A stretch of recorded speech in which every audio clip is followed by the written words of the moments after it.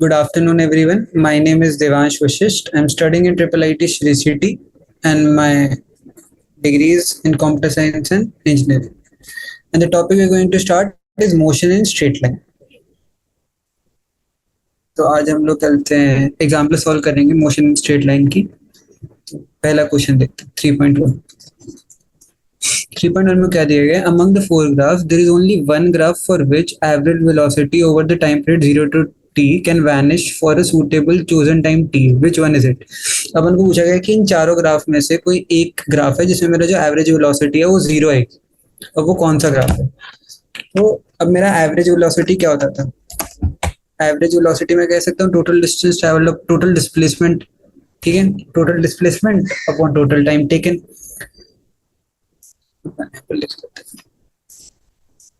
Average velocity था total displacement over total time taken. अब अपन चलो क्या करिए, ग्राफ चेक करना शुरू करते हैं। ठीक है, अब पहले अपन डी पार्ट देखते हैं। डी पार्ट में क्या है, जो अपना डिस्प्लेसमेंट है। अब मेरे को क्या चाहिए कि मेरी एवरेज वेलोसिटी क्वेश्चन में कह रहे हैं कि कहाँ पे कोई एक ग्राफ जिसमें वो जीरो हो जाए, वैनिश बोला गया ना अपन को, तो मतलब वो जीरो कहना चाह रहे हैं। अब मेरा जीरो का मतलब क्या है? जीरो तभी हो सकता है या तो मेरा टाइम इनफाइनाइट हो जाए, पर ऐसे तो मेरे को कहीं पे दिया नहीं टाइम इनफाइनाइट हो जाए, या तो मेरा टोटल डिस्प्लेसमेंट जो है वो जीरो हो जाए। ठीक है, अब टोटल डिस्प्लेसमेंट का जीरो का मतलब क्या है कि वो जिस पोजीशन पे था टी टाइम के बाद भी अगर वो उसी पोजीशन पे है, तो इसको मैं कह सकता हूँ कि उसकी डिस्प्लेसमेंट जीरो हो गई। उसका डिस्टेंस तो कुछ हुआ होगा, बट उसकी जो डिस्प्लेसमेंट होगी वो अपनी जीरो होगी। तो अब ये कौन से ग्राफ में ऐसा हो रहा है कि जिसमें मेरा डिस्प्लेसमेंट मतलब कि वो टी टाइम के बाद भी उसी पोजीशन पे? तो अपन पहले डी पॉइंट से देखते हैं। डी में देखो, ये जो समझ लो यहाँ पे मेरा कोई ऑब्जेक्ट था, उसने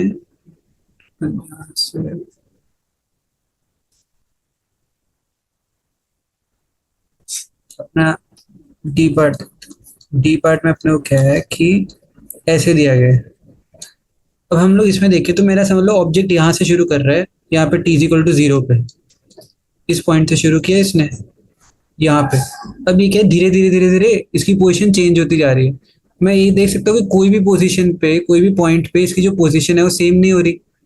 ठीक है, देखो ना, ये ऐसा है, अपन को लग रहा है कि स्ट्रेट हो जाएगा, बट ये स्ट्रेट नहीं हो रहा है। इसका जो एक्सेलरेशन है कम हो गई है, इसलिए जो ऑब्जेक्ट है वो धीरे धीरे मूव कर रहा है, उसकी डिस्प्लेसमेंट कम हो गई है। यही अगर हम लोग अब सी ग्राफ देखें तो इसमें कंटिन्यूसली जो उसकी पोजीशन है वो कम होती जा रही है, कहीं पे भी उसकी पोजीशन सेम नहीं है। पोजीशन सेम होने का मतलब क्या है कि समझ लो कुछ ऐसा हो जाए, मेरे पास ये मेरा ग्राफ है, और समझ लो कुछ ऐसी जगह समझ लो मेरा ग्राफ होता टाइम के साथ, तो मैं क्या दे सकता हूँ? ऐसे मत देखो, चलो समझ लो ये ग्राफ है। ठीक है, तो मैं क्या देख रहा हूँ कि टी इज इक्वल टू, ये टी वन टाइम था और ये समझ लो टी टू टाइम था। मेरे को क्या पता है ये पॉइंट और ये पॉइंट पे मेरा जो पोजीशन है एक्स, समझ लो ये पोजीशन यहाँ पे एक्स वन। मैं क्या देख सकता हूँ, दो टाइम पे मेरी डिस्प्लेसमेंट सेम आ रही है, और मेरी डिस्प्लेसमेंट सेम आ रही है इसका मतलब क्या है? अगर डिस्प्लेसमेंट सेम आ गई तो मतलब उस total t t two minus t one time में वो ऑब्जेक्ट मूव ही नहीं करा, क्योंकि जितनी उसकी डिस्प्लेसमेंट पहले थी उतनी उसकी डिस्प्लेसमेंट बाद में भी है, तो टोटल डिस्प्लेसमेंट मेरा जीरो हो जाएगा। और अगर मैं टोटल डिस्प्लेसमेंट जीरो मतलब एवरेज वेलोसिटी जीरो, मतलब मेरी एवरेज वेलोसिटी वैनिश हो गई। यही मेरे को क्वेश्चन में पूछा गया। तो अब ऐसा वाला मतलब समझ रहे हो, ये जो उल्टा बेल कर्व है ये कहाँ पे बन रहा है? ठीक है, ये देखो, हम लोग अगर ये देखें सी पार्ट में नहीं बन रहा, बी पार्ट में नहीं बन रहा। मैं अगर बी पार्ट देखूँ तो बी पार्ट में देख रहे हो यहाँ पे, बी पार्ट में क्या है, ऐसा सा ग्राफ है, ऐसे टाइप का ग्राफ है। तो मैं क्या देख सकता हूँ, समझ लो ये एक्स वन मान लेता हूँ मैं। ठीक है, और समझ लो ये जीरो से लेके ये टाइम मान लेते हैं टी। अपन को टी तो कहा नहीं था कि टी हम लोग कुछ भी ले सकते थे यहाँ। तो मैं क्या देख रहा हूँ, ये जीरो, ये टी वन मान लो, चलो या हम लोग इसको जीरो मान लेना, हम लोग ये जीरो है। तो मैं क्या देख रहा हूँ कि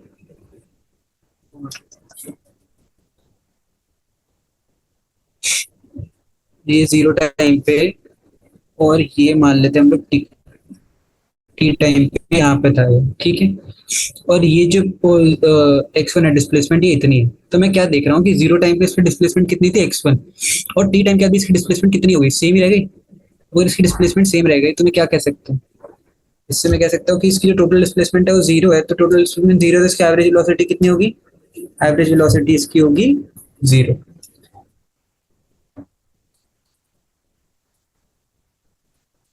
तो इस क्वेश्चन का जो अपना आंसर है वो होगा बी पार्ट।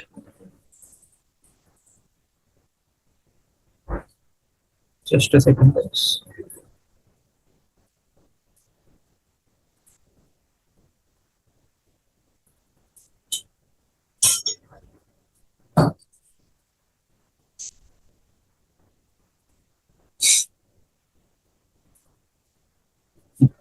तो पहले क्वेश्चन का अपना जो आंसर है वो है बी। ठीक है, तो अपन क्वेश्चन देखते हैं 3.2।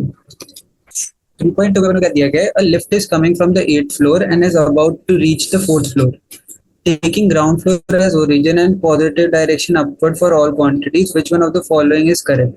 तो अपन को क्या बोला गया है कि अपनी लिफ्ट है वो 8th फ्लोर से नीचे की तरफ आ रही है, और हमको बोला कि हमने ग्राउंड को ले लिया ओरिजिन, और जो ऊपर की डायरेक्शन है ये होगी मेरी पॉजिटिव। तो अब मेरे को एक्सेलरेशन, डिस्प्लेसमेंट और वेलोसिटी पॉजिटिव होगी, नेगेटिव होगी या फिर जीरो होगी, ये पूछा गया। ठीक है, तो अगर मेरी समझ लो जो लिफ्ट है, ये लिफ्ट नीचे आ रही है, अगर ये नीचे आ रही है तो इसका जो डिस्प्लेसमेंट का डायरेक्शन है वो नीचे की तरफ है। अगर डिस्प्लेसमेंट का डायरेक्शन मेरा नीचे, तो मतलब मेरा एक्स क्या होगा? लेस देन जीरो होगा, क्योंकि ये अपन क्वेश्चन में दिया गया है ना कि करते हैं हम लोग जितने भी अपवर्ड डायरेक्शन है उसको पॉजिटिव ले रहे हैं, तो मतलब मेरा डिस्प्लेसमेंट का डायरेक्शन हो गया नेगेटिव। अब मैं बात करूंगा अगर वेलोसिटी की, तो वेलोसिटी क्या है? मेरा ऑब्जेक्ट जो है नीचे की तरफ जा रहे हैं, अगर मेरा ऑब्जेक्ट नीचे की तरफ जा रहा है तो इसका मतलब क्या है? इसका मतलब ये है कि जो मेरी वेलोसिटी है वो नीचे की तरफ है, और वेलोसिटी की डायरेक्शन अगर नीचे है तो मतलब v लेस देन जीरो। अभी जो एक्सेलरेशन वाला पार्ट है ना, ये थोड़ा इंपॉर्टेंट है, ध्यान से देखना। लोग क्या पूछा गया कि एक्सेलरेशन की डायरेक्शन क्या होगी। अब हम लोग नॉर्मली क्या सोचेगा कोई बंदा कि समझ लो ये लिफ्ट है और ये लिफ्ट नीचे जा रही है, तो मतलब इसकी एक्सेलरेशन नीचे की तरफ होगी ऑब्वियसली, सब मान के चलते हैं ग्रेविटी लग रही है इस पे। बट ऐसा नहीं है, असली में हो क्या रहा है कि लिफ्ट नीचे जा रही है। समझ लो अगर लिफ्ट होती है और मैंने ऐसे हवा में से छोड़ दी लिफ्ट, तो खुद नीचे चली जाती लिफ्ट, उस पर जी एक्सेलरेशन लग रहा है। बट यहाँ पे क्या हो रहा है, वो 8th फ्लोर से शुरू हुई और वो 4th फ्लोर पे जाके रुक गई। मतलब उसकी जो वेलोसिटी थी वो नेचुरली तो बढ़नी चाहिए थी, ठीक है, बट उसकी वेलोसिटी क्या हुई? कम हुई आगे जाते जाते, इसलिए तो यहाँ पे जाके रुक पाई 4th फ्लोर पे। और अगर मतलब मेरे डिक्री जो कल वेलोसिटी की वो है वैल्यू वो कम हो रही थी और वेलोसिटी की डायरेक्शन इधर है, अगर मेरे को वेलोसिटी की वैल्यू कम करनी है तो मेरा एक्सेलरेशन किधर लग रहा होगा? ऊपर की तरफ लग रहा होगा। ठीक है, तभी तो गलत है मेरा वो कम होगा। ऐसा हर बार नहीं होता कि समझ लो मेरा एक्सेलरेशन इस डायरेक्शन में, समझ लो ये एक बॉडी है और मैं कह रहा हूँ इस पे एक्सेलरेशन इस डायरेक्शन में, इसका मतलब ये नहीं कि ये बॉडी इधर की तरफ मूव ही कर रही होगी। क्या पता है ये बॉडी इधर की तरफ पहले से मूव कर रही है और हमने इधर की तरफ एक्सेलरेशन लगा लिया, तो क्या होगा कि बॉडी की जो वेलोसिटी है धीरे धीरे जीरो हो जाएगी, फिर वो बॉडी इधर की तरफ मूव करेगी। ऐसा हो रहा है, तो यहाँ पे क्या होगा, जो मेरा एक्सेलरेशन है वो पॉजिटिव हो जाएगा क्योंकि उसकी डायरेक्शन कहाँ पे आएगी? ऊपर की तरफ। तो मेरा जो 3.2 है इसका आंसर होगा a greater than zero, b less than zero and x less than zero. ठीक है, इतना सबको समझ पड़ा? आंसर है मेरा ए पार्ट। अब मैं बात करूंगा 3.3। A lift is coming from 8th floor and is just about to reach the 4th floor. नहीं, ये वाला तो नहीं कर दिया था। In one dimension motion instantaneous speed v satisfies 0 to v। दोनों क्या पूछा गया? पहला ऑप्शन है अपन को the displacement in the time t must always take non negative values. ठीक है, फिर अपन को दिया गया the displacement x in time t satisfies this, the acceleration is always a non-negative number and the motion has no turning point। ठीक है, तो अगर हम लोग इसमें देखें तो अपन को दिया 1D मोशन, ठीक है, 2D में नहीं हो रहा है सब कुछ। और अपन को दिया इंस्टेंटेनियस स्पीड जो है वो मेरी 0 से v के बीच में, तो displacement must always have non negative values. ये तो अपना गलत है, अपना क्यों डिस्प्लेसमेंट नॉन नेगेटिव वैल्यू क्यों नहीं हो सकता? अगर मेरा समझ लो ऑब्जेक्ट ऐसे है, ठीक है, और जो मेरा ऑब्जेक्ट है ये हमेशा पॉजिटिव ही जाएगा, ये किसने कहा? ऐसे जरूरी तो है नहीं, क्यों नॉन नेगेटिव भी तो जा सकता है। वो समझ लो मेरा ये वी नॉट है, ठीक है। और मेरे को क्या दिया गया है, ये जो मेरी स्पीड दी गई है, तो सबसे इंपॉर्टेंट चीज है ना क्वेश्चन में नोट करने वाली, जो ये अपन को दी है वी जो है वो स्पीड है। मतलब अपना स्पीड क्या होता था, स्पीड जो होता है वो होता है अपना मैग्नीट्यूड। और वेलोसिटी क्या होता है अपना? वेलोसिटी होता है अपना मैग्नीट्यूड विद डायरेक्शन। सब पता है अपन को। तो अगर हम लोग देखें तो समझ लो मेरा इसका अपन को मैग्नीट्यूड दिया 0 से लेके जो उसका मैग्नीट्यूड है वो वी नॉट होगा। तो क्या पता वो उसका जो मैग्नीट्यूड है,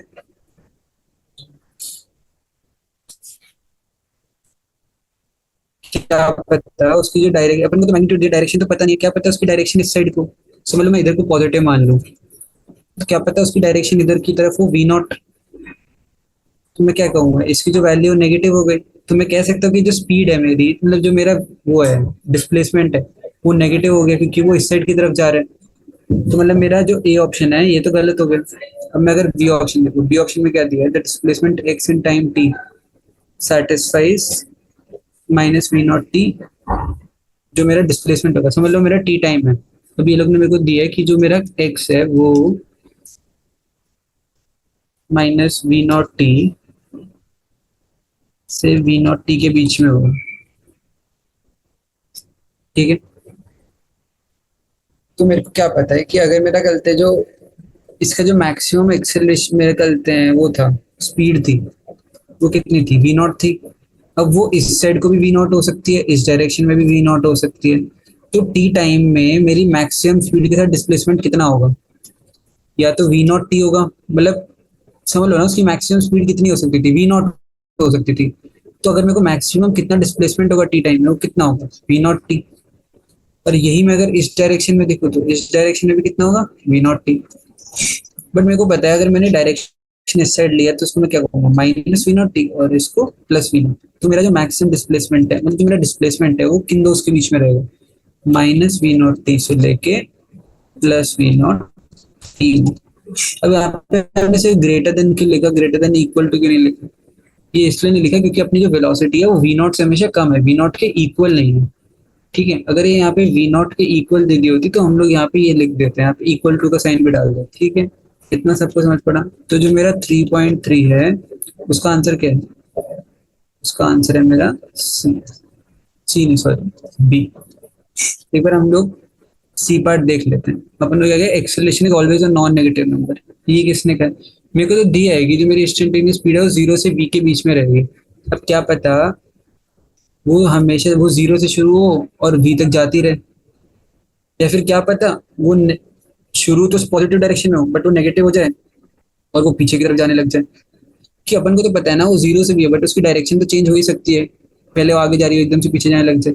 तो इसलिए जो मेरा आंसर है वो है बी, जो सी पार्ट है गलत है। यहाँ पे कह रहे हैं the motion is no turning point, ऐसा कोई जरूरी तो नहीं है। क्यों? क्योंकि समझ लो पहले ही आगे की तरफ जा रहा था, फिर मैं अगर कह दूं मेरी वेलोसिटी नेगेटिव हो गई तो यहाँ पे टर्न होगा क्योंकि मेरा एक्सेलरेशन नेगेटिव हो गया, और ये टर्न होगा और ये पीछे की तरफ जाने लग जाएगा, ठीक है। तो मतलब इसमें मेरे टर्निंग पॉइंट भी आ सकते हैं इस क्वेश्चन में, मतलब इस उसमें कंडीशन में। इसलिए जो मेरा आंसर है 3.3 का वो है बी। अगला क्वेश्चन देखेंगे अपन। अगला क्वेश्चन है 3.4। अगले क्वेश्चन में दिया है a vehicle travels half the distance L with speed v1 and the other half distance with speed v2। तो अपन को पूछा गया क्या, अपन को पूछा गया है कि एवरेज स्पीड कितनी होगी, ठीक है। अपन को पता है उसने पहले हाफ डिस्टेंस को ट्रैवल करने में टाइम t1 लिया, मैं मान लेता हूँ, ठीक है। तो मेरे को पता है टाइम क्या होगा मेरा, डिस्टेंस अपॉन स्पीड। तो पहले हाफ को अगर उसने ट्रैवल करने में टाइम लिया है t1, तो हाफ डिस्टेंस मतलब l/2, ये मेरा डिस्टेंस होगा, समझ लो टोटल डिस्टेंस l है, तो अपन हाफ डिस्टेंस कितना हुआ l/2। और स्पीड कितनी है, स्पीड है मेरी v1 पहले हाफ डिस्टेंस। तो ये मेरा टाइम लगा है फर्स्ट हाफ डिस्टेंस को कवर करने में, ठीक है। अब मेरे को अगर ये लोग कहें कि मेरा सेकेंड हाफ डिस्टेंस ट्रैवल करने में कितना टाइम लगेगा, तो वो कितना होगा l/2, 2 × v2, ये मेरा टाइम लगेगा सेकेंड हाफ को कवर करने में। अब मेरे को पता है कि मैं मान लेता हूँ कि टोटल टाइम कितना लगा, total time is equal to होगा मेरा t1 प्लस t2, और टोटल टाइम कितना होगा L/v, जो मेरी टोटल स्पीड होगी, इज इक्वल टू t1 कितना है मेरा L/2v1 प्लस L/2v2, ये आ जाएगा मेरे पास। अब यहाँ से अगर मैं कंपेयर करूँ तो यहाँ से मैं 1/v, यहाँ से मतलब एल एल एल काट दिया तो 1/, इज इक्वल टू क्या हो गया 1/v इज इक्वल टू आ जाएगा मेरे पास 1/2 ब्रैकेट में 1/v1 प्लस 1/v2। अभी देखो हम लोग अगर इसको यहाँ से मैच करने की कोशिश करें तो कोई भी मेरा ऑप्शन है वो मैच नहीं होगा, ठीक है। इसको अपन किसी और फॉर्म में लिखने के तरीके से ट्राई करते, तो अपन 1/v is equal to 1/2 v1 plus v2 on v1 v2 आ जाएगा। तो इसको अपन कैसे लिखते हैं, v is equal to 2v1 v2 upon v1 plus v2। तो जो मेरी एवरेज स्पीड आएगी कितनी आ जाएगी 2v1 v2 v1 plus v2। और इसे अपन मैच कर लेते, कौन सा ऑप्शन मैच कर रहे हैं, कौन सा ऑप्शन मैच कर रहे हैं, सी ऑप्शन। तो आंसर 3.4 का, 3.4 का आंसर क्या है अपना, सी। ठीक है, इतना सबको समझ पड़ा। अब अपन देखेंगे 3.5। अपन को दिया गया है the displacement of a particle is given by x is equal to t-2 का whole square where x is in meters and t is in seconds. The distance covered by the particle in the first 4 seconds is, अपन लोग distance कितना cover किया गया 4 second में, और अपन को displacement का formula दिया। अपन को क्या पता है कि अगर अपन को पता है x is equal to t-2 का होल स्क्वायर दिया, ठीक है। तो यहाँ से अगर मैं वेलोसिटी निकालूं तो वेलोसिटी क्या है 2t-2। अपन ने क्या किया, अपन को क्या पता है v is equal to dx/dt। तो यही मैं अगर d ऑफ t-2 का होल स्क्वायर करूंगा बाय dt तो ये 2 बाहर आ जाएगा। अपन को समझ लो इसका अगर डिफरेंशिएशन करना है तो कैसे करते थे, जो पावर है वो आगे आ जाती है और पावर -1 हो जाता था। तो ये 2t-2 और यहाँ पे 2 - 1 कितना देगा पावर 1, तो 2 × t-1। और यही से मैं एक्सेलरेशन निकाल लूँ तो एक्सेलरेशन क्या आ जाएगी, एक्सेलरेशन आ जाएगी मेरी 2 × अब यहाँ पे पावर करते हैं 1 मल्टीप्लाई किया आगे और यहाँ पे 1 - 1 कर देंगे, 1 - 1 0, तो यहाँ पे क्या होगा 2 × t-2 की पावर 0। तो मेरा यहाँ से एक्सेलरेशन कितना आ गया, एक्सेलरेशन आ गया मेरा 2। अब यहाँ से कुछ रिजल्ट्स देखो, यहाँ से अपन को क्या दिख रहा है, जो मेरी वेलोसिटी है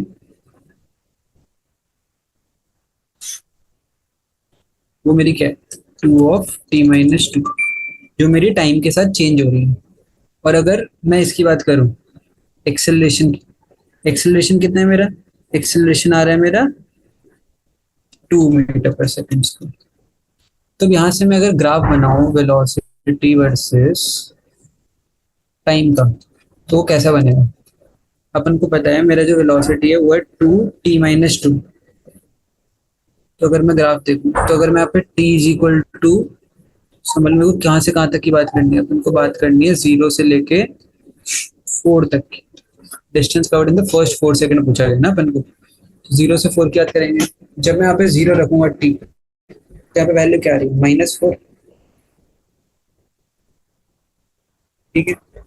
अगर मैं यहाँ पे कल समझ लो रख दूंगा t की वैल्यू 2 रख दूंगा, मेरे को पता है यहाँ पे मेरे 2 पे वैल्यू आ जाती है 0, 2 - 2 0 हो जाएगा। t इज इक्वल टू 2 पे मेरी वेलोसिटी कितनी आई 0, और यही मैं अगर t रख दूं 4 तो मेरी वेलोसिटी कितनी आ जाएगी +4। तो अगर मैं पॉइंट्स को मैच कर दूं तो मेरा ये ग्राफ बन जाएगा,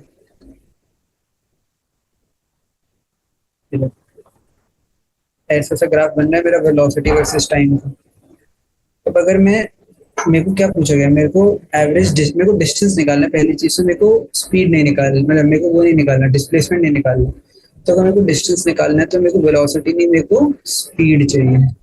डिस्प्लेसमेंट डिस्टेंस की तो कोई डायरेक्शन नहीं होती।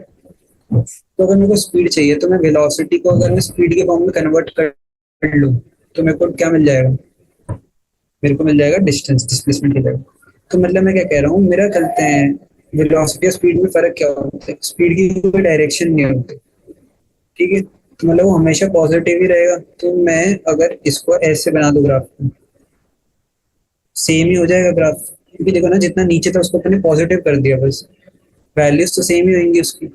इसलिए हमने जो ग्राफ है उसको चेंज करके ऐसे बना दिया, क्योंकि अपनी देखो ना जितना नेगेटिव है उतने मैंने अगर ऊपर पॉजिटिव कर दिया तो क्या हुआ, सिर्फ डायरेक्शन चेंज कर दिया अपन ने, क्योंकि डायरेक्शन होती नहीं है उसकी कोई भी। तो अगर अब मेरे को यहाँ से निकालना है कि मेरा टोटल डिस्टेंस कितना ट्रैवल किया है, टोटल डिस्टेंस ट्रैवल क्या होगा मेरा, टोटल डिस्टेंस ट्रैवल होगा मेरा एरिया अंडर द ग्राफ। मेरे को पता है ये 2 है, ये 4 है। अगर मेरे को पता है ये मेरा 2 है और इसकी हाइट होगी, वो हाइट कितनी होगी, हाइट होगी 4, और ये मेरा डिस्टेंस 2। तो अगर मैं एरिया अंडर द ग्राफ निकालूंगा वेलोसिटी टाइम का तो मेरे को मिल जाएगा distance. Area under the graph कैसे होगा, 2 into area of triangle, area of triangle. अब नॉर्मली आता है हम लोग कहेंगे कि 2 इंटू क्या लिखा है, ये देखो अपने यहाँ पे area of the under the graph क्या होगा, एक तो ये वाला ट्राइंगल और ये वाला ट्राइंगल का एरिया। और अपन को पता है ये जो दो ट्राइंगल है ना अपने, ये दोनों के दोनों क्या है, आइडेंटिकल है। तो मैं क्या कर रहा हूँ, मैं एक का ट्राइंगल का एरिया निकाल रहा हूँ और उसी को 2 से मल्टीप्लाई कर देता हूँ। तो मैंने यहाँ पे क्या किया, देखो ना ये पहले तो आइडेंटिकल क्यों है, देखो दोनों 2 सेकंड के लिए चल रहे हैं और दोनों की हाइट कितनी है 4, और मेरे को पता है एरिया ऑफ ट्राइंगल कितना होता है, एरिया ऑफ ट्राइंगल होता है मेरा half into base into height. मेरे को पता है इसका जो बेस था वो 2 था और हाइट 4 थी, तो दोनों का जो एरिया होगा वो तो सेम ही होने वाला है, इसलिए मैंने सीधा 2 इंटू लिख दिया। ठीक है, मैं एरिया निकालूंगा, एरिया होगा 2 इंटू 1/2, बेस कितना है 2 और हाइट कितनी है 4। तो यहाँ से अगर मैं देखूँ तो यहाँ से मेरे पास टोटल डिस्टेंस कितना आ रहा है, डिस्टेंस आ रहा है मेरे पास 8 मीटर। कितना पड़ा सबको समझ, क्या हुआ, एकदम समझ पड़ गया, एकदम इजी क्वेश्चन था। तुम एक बार क्वेश्चन जब करो ना तो पहले ये देख लेगा उनको पूछा गया है क्या, डिस्टेंस पूछा गया है, डिस्प्लेसमेंट पूछा गया है, स्पीड पूछी गई है, वेलोसिटी पूछी गई है। ये जो तुम्हें वो है ना कि अपन को पूछा गया है वो बताना बहुत, सबसे पहले वही देखा करो, कि उसी से बहुत ज्यादा कंफ्यूजन तुम्हारी वो हो जाएगी। ठीक है, अपन बात करेंगे क्वेश्चन नंबर 3.6 के बारे में, 5 अपन देख लें। क्वेश्चन 3.6 की बात करें, at a metro station a girl walks up stationary escalator in time t1. If she remains stationary on the escalator, then the escalator takes her up in time t2. The time taken by her to walk up on the moving escalator is. देखो ये question अच्छा है, इसको अपन पहले imagine थोड़ा अलग तरीके से करते हैं। समझ लो मेरे पास, चलो ऐसा करो तुम स्विमिंग करने गए, ठीक है, ये है तुम, ठीक है, और तुम कर रहे हो स्विमिंग और ये था पानी। अब मैं क्या कह रहा हूँ कि समझ लो तुम यहाँ पे खुद मूव कर रहे थे वी वेलोसिटी पे, पानी एकदम स्टेबल था, पानी मूव नहीं कर रहा था, ठीक है। अब तुम स्विमिंग कर रहे हो, तुम वी वेलोसिटी से आगे जा रहे हो। तो मैं क्या कहूँगा, तुम अगर वी वेलोसिटी से आगे जा रहे हो, तुम्हारी वेलोसिटी अगर मेरे को कोई पूछे तो कितनी होगी, वी। ठीक है, यही अगर समझ लो मैं कह दूं कि पानी भी आगे की तरफ मूव कर रहा है v1 से और तुम भी मूव कर रहे हो आगे v से, ठीक है, तो टोटल वेलोसिटी कितनी होगी, टोटल वेलोसिटी हो जाएगी तुम्हारी कितनी, v प्लस v1, क्योंकि पानी भी तो v1 से मूव कर रहा था और तुम भी v से मूव कर रहे हो, तो टोटल वेलोसिटी हुई v प्लस v1। अब यही इस क्वेश्चन में भी कहा गया। अपने क्वेश्चन में क्या पूछा गया, at a metro station a girl walks up a stationary escalator in time t1। समझ लो ये है मेरा एक एस्केलेटर, ठीक है, ये एक मेरा वो एस्केलेटर मान लेते हैं और यहाँ पे तुम हो। मेरे को क्या कहा गया है कि तुम ऊपर जा रहे हो, चलते अगर तुम लोग देखो एक स्टेशनरी एस्केलेटर है तो वो जो लड़की है वो कितने टाइम में चढ़ जाती है ऊपर, t1 टाइम में, ठीक है।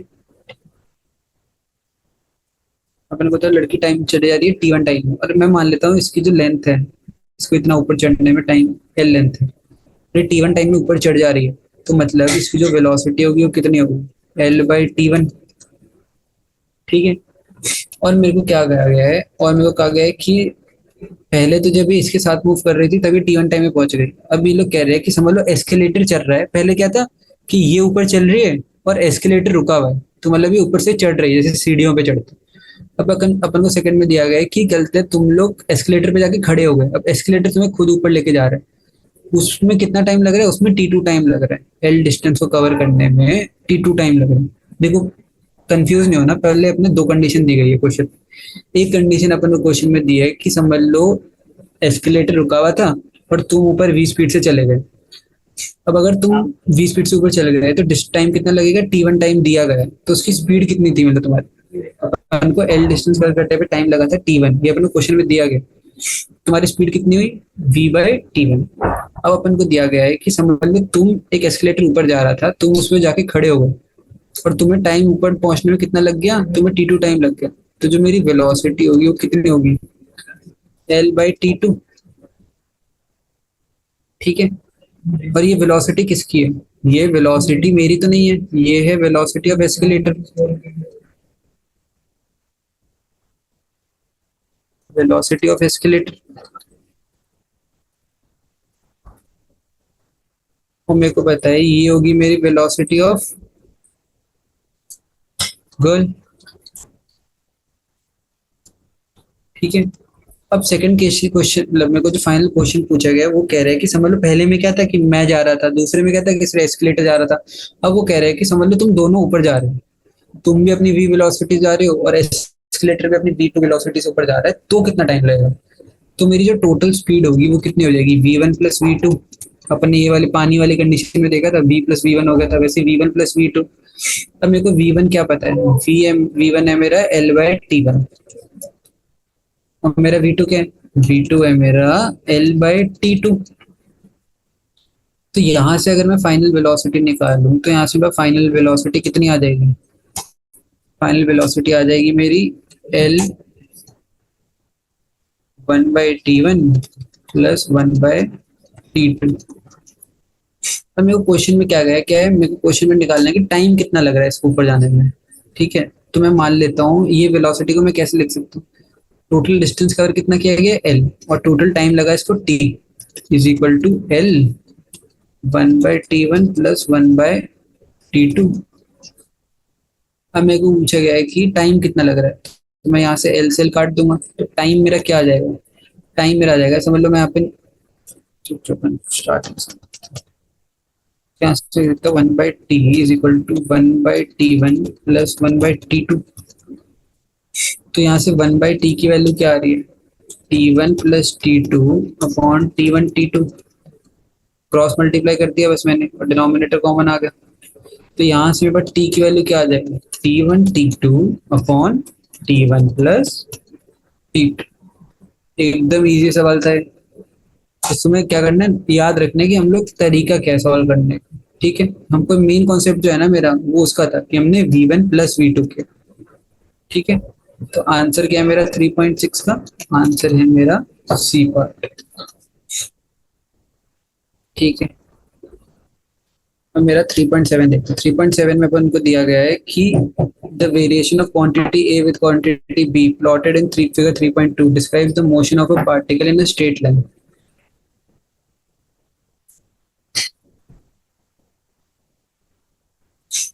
अपन को क्या दिया गया, the variation of quantity A and quantity B plotted in figure 3.2 describe the motion of particle in a straight line. Quantity B may represent time. Quantity A is the velocity if motion is uniform. Quantity A is displacement if motion is uniform. Quantity A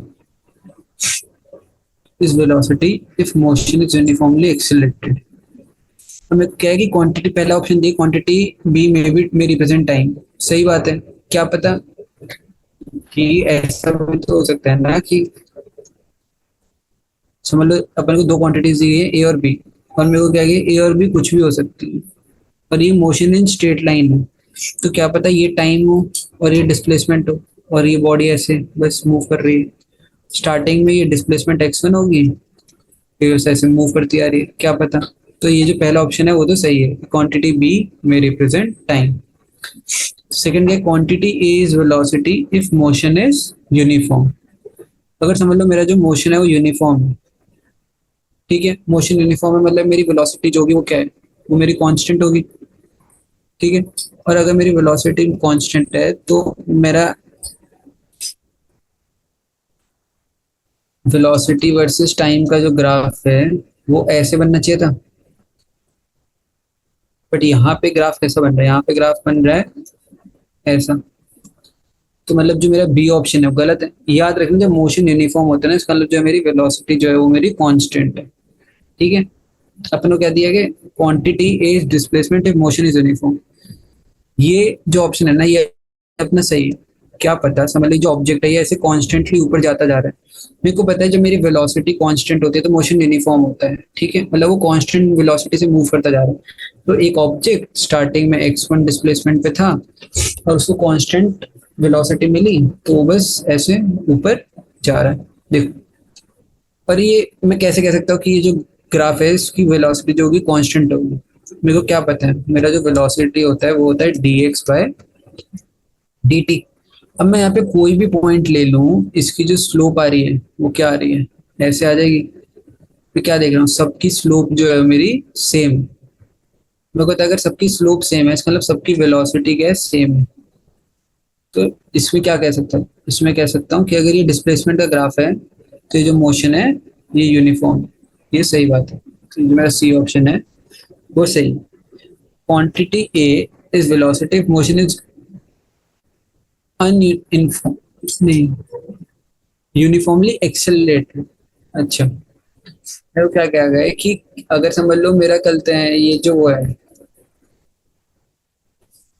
अगर मैं समझ लो acceleration versus time का graph बनाऊं और मेरे को कहा गया कि यूनिफॉर्मली एक्सेलरेटेड मतलब मेरा जो बॉडी है वो एक्सेलरेशन उसका ऐसे होगा, मतलब कांस्टेंट एक्सेलरेशन है। और मेरे को कह रहे हैं कि अगर मैं कह दूं कि ये मेरा वेलोसिटी वर्सेस टाइम का ग्राफ है, मतलब वो पूछ रहे हैं क्या मैं इसको वेलोसिटी वर्सेस टाइम का ग्राफ कह सकता हूँ। तो यहाँ पे जो इसका आंसर है ना वो है यस, मैं इसको ऐसा वेलोसिटी वर्सेस टाइम कह सकता हूँ। क्यों? क्योंकि अगर मैं इस ऑब्जेक्टिव कोई भी पॉइंट पे, क्या पता है एक्सेलरेशन मेरे को पता है dv/dt होता है, ठीक है। मतलब मैं वेलोसिटी टाइप ग्राफ का कहीं भी पॉइंट पे अगर मैं स्लोप निकालूंगा तो उसको मैं एक्सेलरेशन इंस्टेंटेनियस, ठीक है। तो मैं समझ लो इस पॉइंट पे निकालूं, इस पॉइंट पे निकालूं, इस पॉइंट पे स्लोप निकालूं, सब पे क्या है स्लोप सेम आ रही है। और सब पे स्लोप, समझ लो ये स्लोप है, देखो सब पे एंगल सेम बनेगा मेरा। तो मैं क्या कह सकता हूँ, मतलब मेरा ये वेलोसिटी अगर ऐसे एकदम कांस्टेंट ऊपर जा रही है तो इससे मैं कह सकता हूँ जो मेरा एक्सेलरेशन है वो हमेशा सेम आ रहा है, क्योंकि मेरा जो स्लोप है वो हमेशा सेम है और एक्सेलरेशन मेरा स्लोप ही होता है, तो वेलोसिटी टाइम। ये याद रखना दो चीजें कि मेरा जो वेलोसिटी होती है वो होती है मेरी slope of displacement time graph, और जो मेरा एक्सेलरेशन होता है वो मेरा slope of velocity time graph, ठीक है। तो जो मेरा 3.7 है इसका आंसर क्या है, A and C, sorry A C and D, ठीक है। इतना सबको समझ पड़ गया। अब अपन का क्वेश्चन कौन सा करना है, अपन को करना है क्वेश्चन 3.8। थ्री 3.8 में अपन को दिया गया graph of x versus time t is shown in figure 3.3, choose the correct alternative from below. अपन को ये डिस्प्लेसमेंट वर्सेस टाइम का ग्राफ है और अपन को इनमें से कौन सा ऑप्शन सही है वो पूछा गया। अपन को पहला ऑप्शन दिया था particle was release from rest at t is equal to 0। अगर मैं देखूँ यहाँ पे तो मैं यहाँ पे क्या देख सकता हूँ, मैं यहाँ पे अगर देखूँ तो ये ग्राफ ऐसे शुरू हो रहा है। अगर मैं टी इज इक्वल टू 0 पे देखूँ ना तो ये ग्राफ थोड़ा सा देखो एकदम स्ट्रेट शुरू हो रहा है, ठीक है। अगर स्ट्रेट शुरू हो रहा है तो मैं ये डिस्प्लेसमेंट वाली टाइम ग्राफ की अगर स्टार्टिंग में स्लोप निकालूंगा तो एकदम ऐसे स्ट्रेट लाइन बन जाएगी इस डायरेक्शन में, और स्ट्रेट लाइन बन गई मतलब मेरा जो थीटा है वो 0। एंड अगर मेरा थीटा जो है वो 0 है तो इसका मतलब क्या है मेरा, इसका मतलब है जो मेरी वेलोसिटी है वो कितनी है, इसका मतलब है जो मेरा वेलोसिटी है वो है 0। अगर मेरी वेलोसिटी 0 है मतलब वो रेस्ट से स्टार्ट किया गया था, तो जो मेरा ए ऑप्शन है वो सही है। ये मेरे को पूछा गया है at B the acceleration is greater than 0। अब मेरे को क्या पता है जो मेरा बी है, यहाँ पे देखो इस पॉइंट पे ये जो बी है ये ऐसा वाला पॉइंट है, ये जो टॉप मोस्ट पॉइंट है, इसमें मेरे को पता है जो मेरी वेलोसिटी है वो कितनी होगी 0, क्योंकि ये भी एकदम टॉप मोस्ट पॉइंट है और यहाँ पे स्लोप कितनी आ रही है मेरी 0। अगर मेरी वेलोसिटी जीरो है इस पॉइंट पे, तो जो मेरा हम लोग इंस्टेंटेनियस एक्सेलरेशन निकालेंगे, इंस्टेंटेनियस एक्सेलरेशन कितनी होगी मेरी, वो भी कितनी होगी, जीरो। तो इसलिए मेरा जो बी पार्ट है वो गलत है, कि मेरा एक्सेलरेशन ग्रेटर देन जीरो नहीं बल्कि जीरो होगा। फिर मेरे को सी पार्ट में दिया है, see the velocity and acceleration vanish. देखो सी पार्ट क्या है, सी पार्ट जो है ना, उसमें मेरा जो ग्राफ है वो हल्का सा ऐसे हो रहा है, फिर ऐसे गया होगा, ठीक है। तो ये देखो, ये भी एक पॉइंट बन गया ऐसा जिसपे मेरी स्लोप जीरो आ रही है। एक पॉइंट है जिसमें मेरी वेलोसिटी फिर से जीरो है और एक्सेलरेशन जीरो है। और अगर एक्सेलरेशन और वेलोसिटी जीरो है, इसका मतलब क्या है, वो वैनिश हो, इसलिए मेरा ये वाला पार्ट जो है ये सही है। फिर अब मैं डी पार्ट देखूं, average velocity for the motion between A and D is positive. Average velocity for motion between A and D, D क्या मेरा ये वाला पॉइंट इज पॉजिटिव। अब मेरे को क्या पता है, डी पॉइंट पे जो मेरा ग्राफ है, समझ लो मेरा ग्राफ ऐसे है, ये डी पॉइंट है, तो मेरी जो वेलोसिटी होगी वो ऐसे होगी, ये जो स्लोप होगा, तो मेरे को पता है ये मेरा 90 डिग्री से ऊपर एंगल है, तो मेरा tan ऑफ थीटा जो है मेरा वो क्या हो जाएगा, नेगेटिव हो जाएगा। और tan ऑफ थीटा अगर मेरा नेगेटिव हो गया, उसका मतलब क्या होता है, उसका मतलब है जो मेरी वेलोसिटी है वो नेगेटिव है। अब मेरे को क्या चला, जो मेरी वेलोसिटी है डी है, बी या डी हम लोग लिख लेते हैं, इज लेस देन जीरो। और मेरे को क्या पता है, velocity of A is equal to zero. और मैंने अपन ने स्टार्टिंग में पढ़ लिया था कि कल हमने पहले वाले पार्ट में निकाल लिया था ना कि जो मेरा ए है वो जीरो आया था, इसलिए मैंने यहाँ पे b of A is equal to zero लिखते हैं। और हमने स्टार्टिंग में क्या पढ़ा था, average velocity is equal to, हम इसको एक और तरीके से लिखते हैं, v final minus v initial upon total time taken. अपन को डी और ए के विषय पूछा गया, तो जो मेरी फाइनल है वो कितनी है, ए पे मेरी जो मेरी फाइनल है वो कितनी है, डी।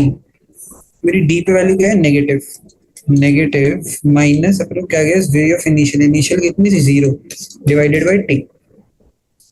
तो नेगेटिव टी तो मेरे को पता है हमेशा मेरा क्या होगा, टी जो है वो मेरा हमेशा होगा नेगेटिव, टी मेरा हमेशा पॉजिटिव होगा। और टी अगर मेरा हमेशा पॉजिटिव होगा, मतलब मेरी जो ये वाली क्वांटिटी है ये हमेशा क्या होगी, नेगेटिव होगी। तो मतलब मेरा जो सी पार्ट है जो कह रहा है कि एवरेज वेलोसिटी हमेशा पॉजिटिव रहेगी, वो क्या हो गया, वो गलत हो गया। ठीक है, इतना पड़ गया सबको समझ। अब मैं बात करूंगा ई पार्ट। ई पार्ट में वो क्या गया है, the speed at d exceeds that at E.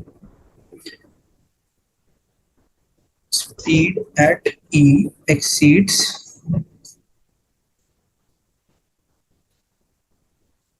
E.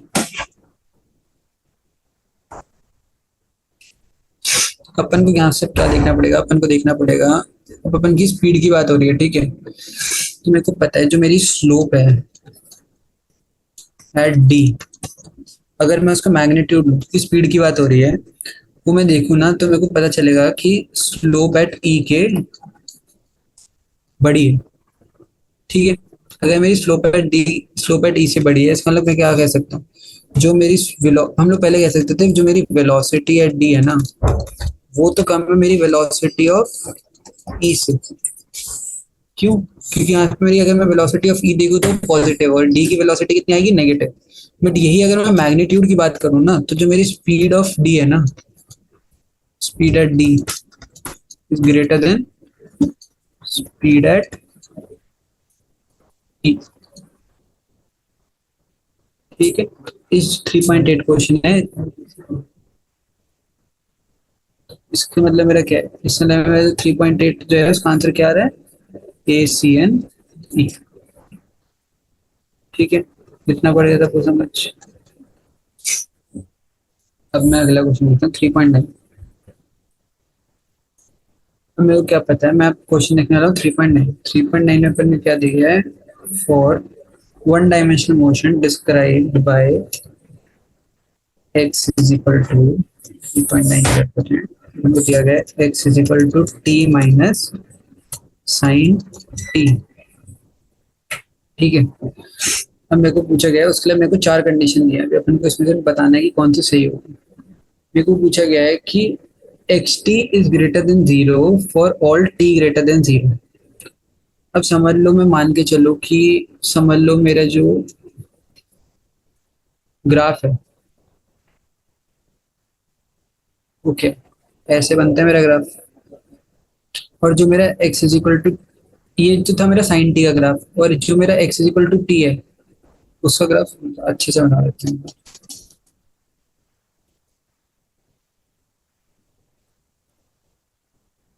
X is equal to t का जो ग्राफ है ना, वो मेरा बनता है ऐसे। और जो मेरा x is equal to sine t है ना, उसका ग्राफ मेरा बनता है ऐसे। अब मेरे को क्या कह रहे हैं, अगर मेरा जो टी है वो ग्रेटर देन जीरो है, उस पे वो लोग कह रहे हैं कि जो मेरा एक्स ऑफ टी है वो हमेशा ग्रेटर देन जीरो है। तो इस कंडीशन के लिए क्या है, मैं एक बार ग्राफ चेक करूंगा। ग्राफ में क्या देख रहा हूँ, t is equal to t greater than zero पे मेरे को एक्स टी जो है ना, वो मेरा टी है, वो है मेरा,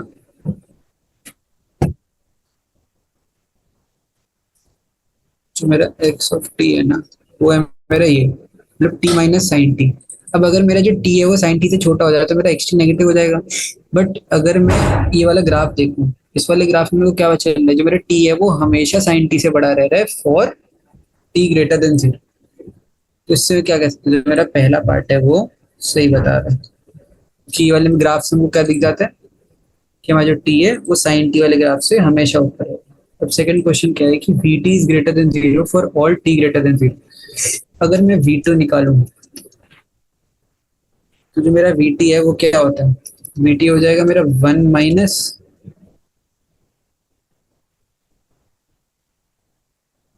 कॉस टी, ठीक है।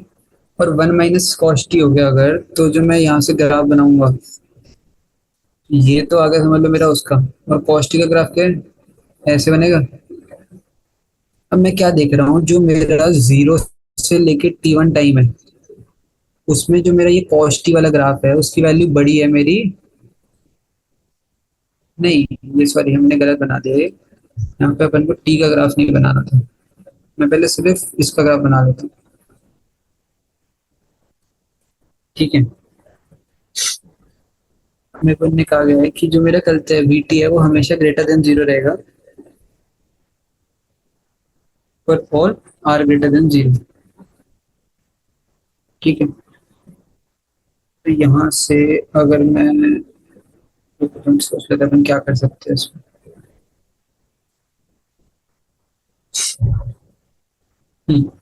समझ लो ये मेरा वन है, ये मेरे को पता है ये होता है मेरा वन,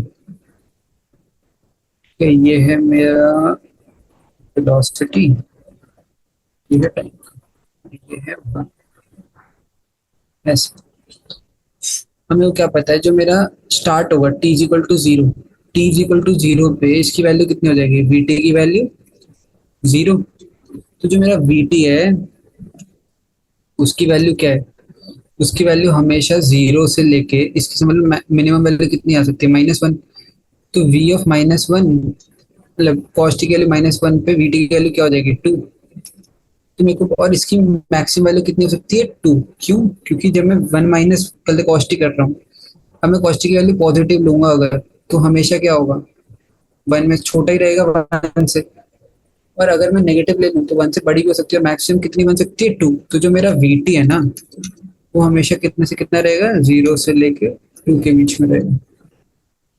इसलिए जो मेरा बी पार्ट है ना, वो वाला पार्ट सही है। तो यहाँ पे मैं टी इक्वल टू जीरो की बात नहीं कर रहा हूँ, इसलिए जो मेरा जीरो है ना, ये ऐसे होगा, ठीक है। अब मैं बात करता हूँ सी पार्ट की। सी पार्ट में मेरे को क्या गया, मैं वेलोसिटी आ गया था वन माइनस कॉस टी। अब मैं अगर एक्सेलरेशन निकाल लूँ, एक्सेलरेशन कितना आ रहा है मेरा, एक्सेलरेशन आ जाता है मेरा माइनस ऑफ साइन टी। अब अगर ये आ गया मेरा माइनस ऑफ साइन टी, तो मेरे को क्या पता है, मेरे को पता है कि जो मेरा ग्राफ है एक्सेलरेशन का वो ऐसा बन जाएगा। और मेरे को इन लोगों ने कहा गया है कि acceleration is greater than zero for all T greater than zero, but ऐसा तो नहीं है। देखना, एक्सेलरेशन पॉजिटिव हुआ, नेगेटिव हुआ, पॉजिटिव हुआ, नेगेटिव हुआ, चेंज होता जा रहा है। इसलिए जो मेरा एक्सेलरेशन की वैल्यू चेंज होती जा रही है, तो मतलब मेरा एक्सेलरेशन हमेशा ग्रेटर देन जीरो नहीं है। इसलिए जो मेरा सी पार्ट है वो गलत है, ठीक है। अब मैं अगर बात करूँ डी पार्ट, मेरे को डी पार्ट में क्या गया, we T lies between 0 and 2। जो ये वाली कंडीशन है ना, ये अपने अभी यहाँ पे प्रूफ करी थी। ये देखो, we T lies between 0 and 2। इसलिए जो मेरा ये डी पार्ट है ना, ये मेरा डी पार्ट सही है। ठीक है, अब मैं क्वेश्चन देखूंगा 3.10। 3.10 में क्या दिया गया है कि मेरा समझ लो ये एक स्प्रिंग है, समझ लो ये मैंने एक रिजिड सपोर्ट था, ये समझ लो दीवार, रिजिड सपोर्ट करके ना मैंने दीवार मानी। मैं क्या कह रहा हूँ, यहाँ पे एक स्प्रिंग लगा हुआ है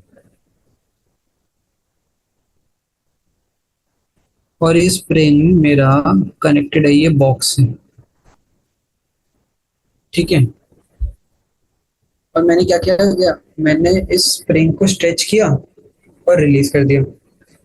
अब मैंने अगर समझ लो स्ट्रिंग को स्ट्रेच करके मैं यहाँ तक ले आया, ग्राफ करके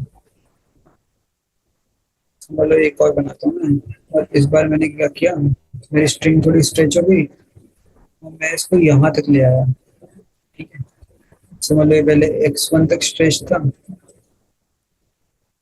इस बार ये कितना x2 तक स्ट्रेच कर दिया। ठीक है, अब मैं क्या कह रहा हूँ कि जब ये स्ट्रेच कर दिया तो मेरे को आपने चार कंडीशन दी। मैं क्या दिया, the magnitude of acceleration when just released is maximum. मतलब समझ लो ये जो मैक्सिमम मैंने ये वाला पार्ट है, अगर मैंने स्ट्रेच करके एकदम से छोड़ दिया तो वो कह रहा है कि जो मेरी एक्सेलरेशन है उस पॉइंट पे मैक्सिमम होगी। अब मेरे को पता है कि अगर मेरा एक स्प्रिंग है और उसको मैं एक्स डिस्टेंस स्ट्रेच कर दूँ, तो मतलब ये एक्स मेरा कितना होगा, x2 माइनस x1 होगा मेरा x, इतना मैंने उसको स्ट्रेच किया। अगर मैं उसको x2 माइनस x1 स्ट्रेच कर दूं तो जो मेरा उस पर फोर्स लगता है minus A of x2 minus x1 लगेगा। मेरे को पता है ये वाला फोर्स लगेगा मेरा, और अगर मेरा ये वाला फोर्स पीछे की तरफ लग रहा है तो मेरे को क्या पता है इसकी मैक्सिमम वैल्यू कब होगी, x2 माइनस x1 की maximum value, x2 minus x1 की वैल्यू कब मैक्सिमम होगी, जब मैंने इसको स्ट्रेच करके रखा था। तो मतलब मैं क्या कह रहा हूँ, जब मैं उसको छोड़ूंगा तो जो मेरा एक्सेलरेशन होगा वो क्या होगा, वो उस पॉइंट पे सबसे ज्यादा मैक्सिमम होगा। इसलिए मैं क्या कह रहा हूँ कि जब मैं उसको रिलीज करता हूँ ना, उस पॉइंट पे उस जो ऑब्जेक्ट है या फिर जो मेरा ये वो है मास है, इसका एक्सेलरेशन क्या है, मैक्सिमम होता है। धीरे धीरे क्या होगा, धीरे धीरे जब मेरा एक्स यहाँ से ऑब्जेक्ट अंदर जाता जाएगा तो x2 माइनस x1 की वैल्यू क्या होगी, कम होती जाएगी डिफरेंस की वैल्यू। पर जैसे उसकी डिफरेंस की वैल्यू कम होती जाएगी तो मेरे को पता है कि करते हैं एक्सेलरेशन की वैल्यू कम होती जाएगी, एक्सेलरेशन की मैग्नीट्यूड की वैल्यू कम होती जाएगी। फिर ये जब इस पॉइंट पे पहुंचेगा तो इसकी वैल्यू कितनी हो जाएगी एक्सेलरेशन की, 0। फिर ये फिर से इधर की तरफ जाएगा और यहाँ पे आएगा, यहाँ पे आके रुकेगा। ठीक है, फिर ये वापस ऐसे टू एंड फ्रो मोशन होता रहेगा। मेरे को सेकंड पार्ट क्या दिया गया है, magnitude of acceleration when at equilibrium position is maximum. ये तो मेरा गलत हो जाएगा, मैंने क्या पढ़ा कि यहाँ पे जब मेरा इक्विलिब्रियम पे आएगा, यहाँ पे इस पोजीशन पे, इक्विलिब्रियम वाले पोजीशन पे क्या हो रहा है, इक्विलिब्रियम वाले पोजीशन पे क्या हो रहा है मेरा, पोजीशन पे मेरा जो चलता है एक्सेलरेशन है वो 0 हो जा रहा है। और जब मेरा एक्सेलरेशन 0 हो जाएगा तब मैं मैक्सिमम तो है नहीं, मतलब उसका इसलिए जो मेरा बी पार्ट है वो क्या होगा, वो हो जाएगा गलत। अब बात करूँ अगर सी पार्ट, सी पार्ट में मेरे को दिया गया speed is maximum when the mass is at equilibrium position. अभी यहाँ पे इक्विलिब्रियम में आ जाएगा तो इसकी जो स्पीड होगी वो मैक्सिमम हो जाएगी। अब ये लोग ये ऐसा क्यों कह रहे हैं, समझ लो मेरा यहाँ से एक्सेलरेशन ए से शुरू हुआ, ठीक है, ये ऑब्जेक्ट जब यहाँ पे अपने छोड़ा था तब इसकी वेलोसिटी कितनी थी, 0 थी। हमने इसे पकड़ा हुआ था, इसको छोड़ दिया तो उसकी जो वेलोसिटी थी वो 0 थी। ठीक है, अभी इसकी एक्सेलरेशन ए थी तो इसकी धीरे धीरे वेलोसिटी बढ़ती जाएगी। अपन को फॉर्मूला पता है v equal to u plus a t. अब धीरे धीरे एक्सेलरेशन इस पे ए लग रहा था, एक्सेलरेशन की वैल्यू चेंज हो रही है, मैं मान लेते हैं एक्सेलरेशन कांस्टेंट है तो इस पे ए इंटू टी टाइम तक लग रहा होगा, यहाँ तक जब तक क्या आएगा इतना टाइम, मतलब यहाँ से यहाँ तक आने में टाइम टी लगा तो इसकी velocity v equal to a t हो जाएगी।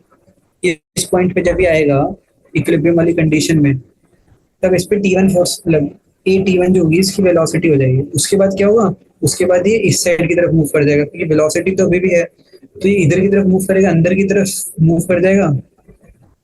पर ये बना के देखो, तो बना के समझा देता हूँ क्या बोलना चाह। समझ लो ये आ गया मेरा इक्विलिब्रियम पे, ठीक है। अब मैं क्या कह रहा हूँ, समझ लो जब ये इक्विलिब्रियम पे आया तब भी इस पे वेलोसिटी तो है ही, v is equal to at1। मैं कह रहा हूँ जब ये अब ऐसा तो है नहीं कि इक्विलिब्रियम पे आके रुक जाएगा, ये अंदर की तरफ अब बंद हो जाएगा, कंप्रेस हो जाएगा। तो ये इतना कंप्रेस हो गया, तो मतलब ये x डिस्टेंस कंप्रेस हो गया।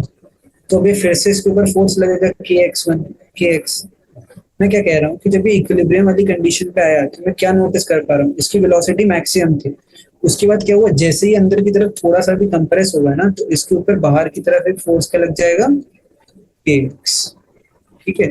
अब जैसे इसके ऊपर बाहर की तरफ फोर्स लगा kx, तो इसकी वेलोसिटी क्या होने लग जाएगी, धीरे धीरे कम होने लग जाएगी। और जैसे ही इसकी वेलोसिटी कम होती जाएगी तो मतलब मेरे को क्या समझ पड़ जाएगा इससे कि जो मेरी स्पीड जो थी वो मैक्सिमम कब आ रही थी, स्पीड मेरी मैक्सिमम आ रही थी इक्विलिब्रियम पोजीशन।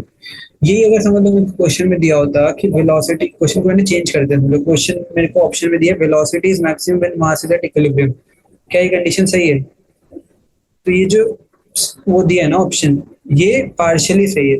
क्यों? क्योंकि समझ लो जब ये अंदर की तरफ आ रहा था तो इसकी वेलोसिटी की डायरेक्शन क्या है, इस डायरेक्शन में। अगर ये वेलोसिटी इस डायरेक्शन में और मैं मान लूं कि ये डायरेक्शन पॉजिटिव है, तो ये जो वेलोसिटी है उसकी डायरेक्शन नेगेटिव हो गई। तो मतलब मैं क्या कह रहा हूँ, मेरी वेलोसिटी थी वो मिनिमम है इक्विलिब्रियम कंडीशन, क्योंकि वेलोसिटी इस डायरेक्शन में, मैग्नीट्यूड मैक्सिमम है बट डायरेक्शन उल्टी है, तो इसलिए नेगेटिव में मैक्सिमम होगी, ठीक है। अब अगला में क्या दिया गया, magnitude of displacement is always maximum whenever speed is minimum. तो displacement is always maximum whenever speed is minimum.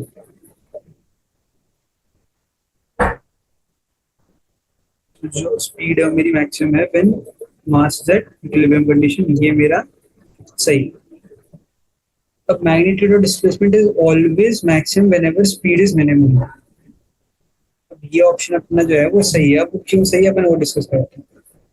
समझ लो ये वाली जो कंडीशन है, जब ये मैक्सिमम स्ट्रेच था, जब ये मैक्सिमम स्ट्रेच तो इसकी वेलोसिटी कितनी हो गई थी, जीरो हो गई थी।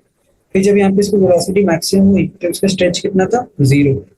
वही जब ये एकदम अंदर स्ट्रेच कर दूंगा मैं, कंप्रेस होगा जब ये, तब उसकी वेलोसिटी लास्ट में जाके कितनी हो जाएगी, जीरो। बट तब इसमें जो एक्सेलरेशन होगा सबसे ज्यादा लग रहा होगा कि कंप्रेशन, तो इधर की तरफ एक्सेलरेशन सबसे ज्यादा। तो मतलब जब ये सबसे ज्यादा कंप्रेस्ड होता है ना, तब इसमें एक्सेलरेशन मैक्सिमम होता है और वेलोसिटी जीरो होती है, ठीक है। इतना बड़ा था तो समझ। तो ये वाला जो पार्ट है वो भी मेरा सही है। तो मैं क्या कह रहा हूँ, मेरा जो ए सी और डी वाला पार्ट है ये एकदम सही है, बाकी वाला जो बी वाला पार्ट है वो गलत है। ये वाला जो डायग्राम है ना, एकदम इजी समझ लेना कि मैं करना क्या चाह रहा था यहाँ पे, ठीक है। कि मैंने पहले उसके ऊपर स्ट्रेच करके दिखाया था, फिर हम लोग जब वो वापस आएगा तो थोड़ा सा कंप्रेस भी हो जाएगा, वो वाली कंडीशन में हमने बात करी। और ये जो यहाँ पे अपने क्या बात करी थी, स्पीड इज मैक्सिमम, अगर क्वेश्चन में होता तो क्या होगा, ठीक है। ये सबको समझ पड़ गया, ये अच्छा क्वेश्चन था। ये जो स्प्रिंग वाला कॉन्सेप्ट है ना, ये मैंने समझा दिया मेन मेन ऊपर ऊपर से कि हो क्या रहा है, ठीक है। तो आज गाइस हम लोग यहाँ तक ही करेंगे 3.10 तक। इसके बाद हम लोग 3.11 से लेके 3.26 तक हम लोग अगले लेक्चर में करेंगे। Thank you guys for attending the lecture.